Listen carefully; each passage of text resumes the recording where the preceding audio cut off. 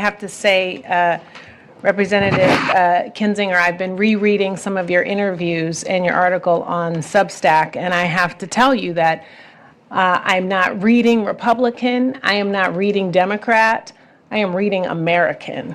And so I thank you for that and for fighting against the brain rot.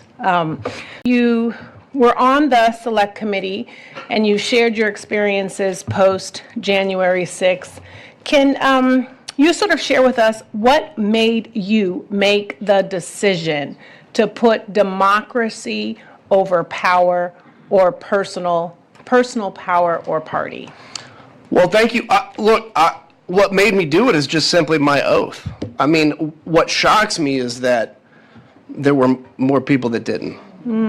I said this and I mean it, like, I'm not, nothing that I did was heroic, but I was just surrounded by a bunch of cowards that were too scared to do it. I mean, this is like, to me, it's the most basic thing. How do you defend your country? You have been, as a member of the House, God has basically, they have picked you to represent 700,000 people. What an honor that is. And you're going to sit there and say, my career is more important than this moment with 700,000 people? I wear the name of Andreas O'Keefe, who's a friend of mine that was killed in Iraq, on my wrist. And I said, since the day I ran for Congress, I said, how can I, as a member of Congress, worry about my career if I'm going to vote for and eventually ask young people to go and die for their country? How can we ask a young person to die for their country if we are unwilling to give up our career for the same cause?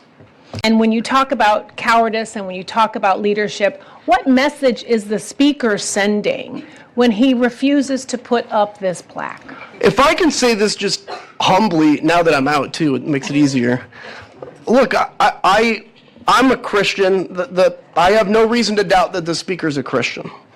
What I have a hard time seeing is how we can openly lie to 300 million people and say that's in line with our faith. Look, I'm not walking in his shoes.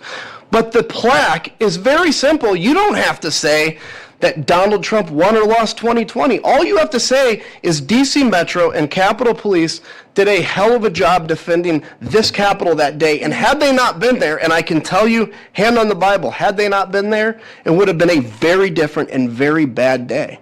So why the speaker can't do it? Because he's scared of people saying, oh my gosh, you put up a plaque. That's why I say double the size of it when you guys put it up.